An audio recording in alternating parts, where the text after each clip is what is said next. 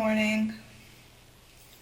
My name is Shantae Holmes, and I've been a member of United Church in Walpole for almost 3 years now, and I'm here to share my testimony with you this morning. What I wanted to talk about today touches on one of the reasons why I continue to have faith through all of the challenges that my family has gone through over the last 7 months or so. When I was 29 years old, I was given a diagnosis that would change my life forever. A diagnosis that would require me to have frequent doctor's appointments, to miss work, and to not be the same mom that I was before I was sick, and also instilled a lot of fear in me, and I didn't know what was next. And as a single mom, it was really challenging. It was a really tough time. I don't share the diagnosis name because I don't like to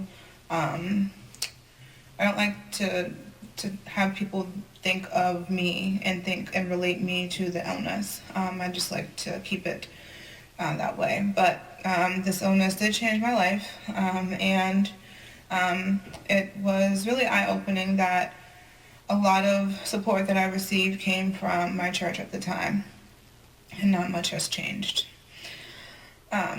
So fast forward to when I met my husband, Marquise. We, met, fell in love, and decided that we wanted to add another member to our family. But due to my illness, and because of some medications I had been on and previous hospitalizations, I was told that I would not be able to have any more children. This was devastating, and I was crushed because I always wanted a daughter, and I also wanted to have a child with my husband. At the time we were engaged, and we were really excited to just think about adding someone new to our lives. It wasn't until I was admitted into the hospital in January of 2013, that I was told that not only would I not be able to have children, but that I would possibly need to have a hysterectomy, which would seal the deal for not being able to have any more kids. And I was in the hospital because I had something called a hemiplegic migraine, which was paralyzing. And I couldn't use the right side of my body. I had to go to Spalding rehab for about 3 weeks. I was able to learn and regain the use of my right side, and I had to learn how to walk again. And it was at that time that I was determined, and I even told family members that I was determined to prove those doctors wrong, and that me and Marquise were going to have a baby together. It wasn't until I was released from Spalding and I got home and had many, many doctor's appointments, was on a ton of medication after the partial paralyzation, as they called it. And I was really not trying to think about what I was told in the hospital. I was really trying to focus on what I knew to be true, which was that my faith had gotten me through so much, and that I didn't have to believe what one person told me. I needed to seek other opinions, and wasn't gonna think that something miraculous was gonna happen. I wasn't really thinking anything along those lines. I was more thinking that I needed to have a positive attitude. I needed to believe in the plan that God had for me, which I knew included me having a daughter. I said it to my grandmother. I said it to family members when I was in the hospital. And I wanted to know all of the reasons why the doctor said I couldn't. I wanted to learn, get second opinions, see specialists. I wanted to do all of the things. I was praying all the time. Marquise and I went to church together every Sunday. And I remember praying really hard for not only my health and for the health of my family, but for God to give us a child. It wasn't until March of 2020, sorry, I keep saying 2020, March of 2013, that Marquise officially proposed with the ring, and I found out that I was pregnant with Soraya. I did not share this information with many people because I was petrified. I had been on so many medications. I had not planned on being, conceiving, or we weren't trying to conceive at that time. But I remembered God's promise. All of the promises, but specifically one. And the scripture that I remember always quoting in my prayer at that time was Jeremiah 29:11. That God knew the plans for me. And that even though I may not have known, and even though sometimes my faith did waver, I remember, and I prayed heavily with that scripture and for things to work out for us and for our family to grow. And I also, so things about prayer, and me and God have had many conversations about this, is, there's a saying about be careful what you pray for. And my pregnancy with Soraya was not easy.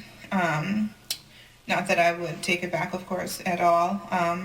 But it was a tough time because of my medical history.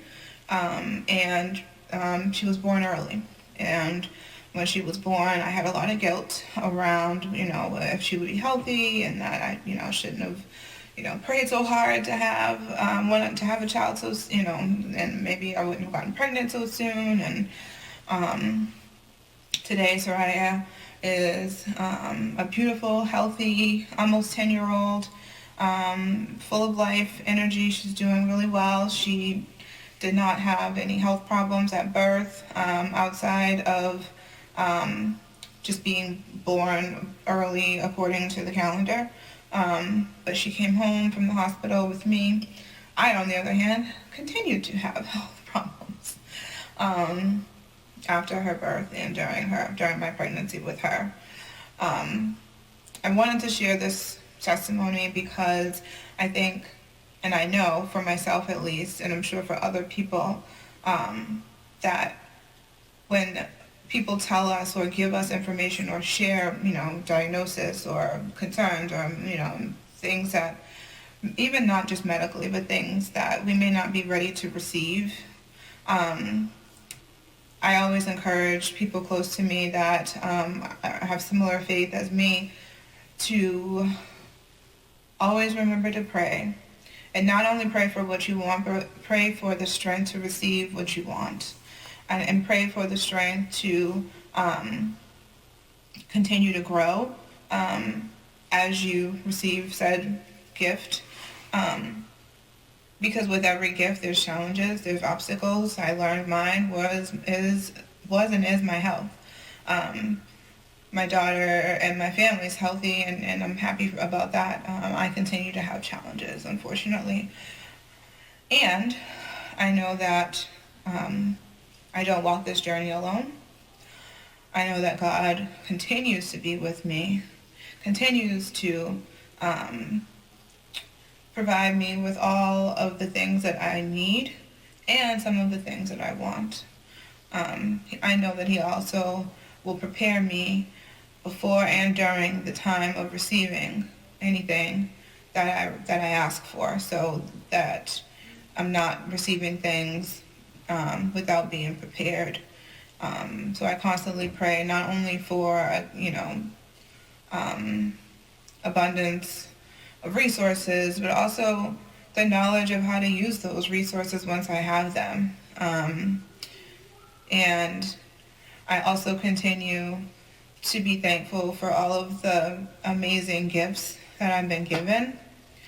and for all of the amazing ways that God has continued to show me grace over the years, through all the surgeries, through all the hospital stays. I've never once had to worry about the safety of my children. I've never once had to worry about, bills piling up and having, to be put out of our apartment. I've never had to worry about food not being on our table.